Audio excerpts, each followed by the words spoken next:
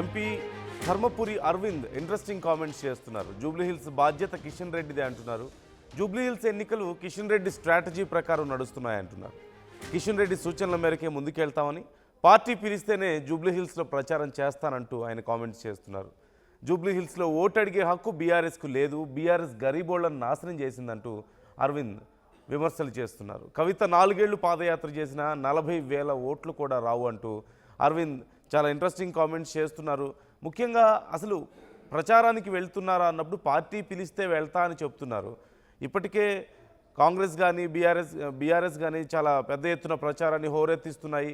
మరోవైపు BJP strategy మొదటి నుంచి ఎవరికి అర్థం కాని పరిస్థితి. అభ్యర్థిని చాలా లేటుగా ప్రకటించారు. మొదటి నుంచి బీఆర్ఎస్ వర్సెస్ కాంగ్రెస్ మాటల యుద్ధం నడుస్తుంటే జూబ్లీహిల్స్ ఉప ఎన్నికల గురించి బీజేపీ మాత్రం ఎందుకో ఆ యుద్ధంలో కొంచెం వెనకబడి ఉంది అనేటువంటి అభిప్రాయాలు వ్యక్తమయ్యాయి. అలాగే చాలా లేటుగా అభ్యర్థిని ప్రకటించడం కూడా మనం చూసాం. ఇప్పుడు ప్రచారం విషయంలో కూడా ఎందుకని కీలక నాయకులు సైతం పిలిస్తే వెళ్తామని ఇంకా మాట్లాడే పరిస్థితి ఎందుకు వస్తుంది? మరోవైపు పూర్తి బాధ్యత కిషన్ రెడ్డిదే అన్నది ఇక్కడ క్లియర్గా కనిపిస్తుంది.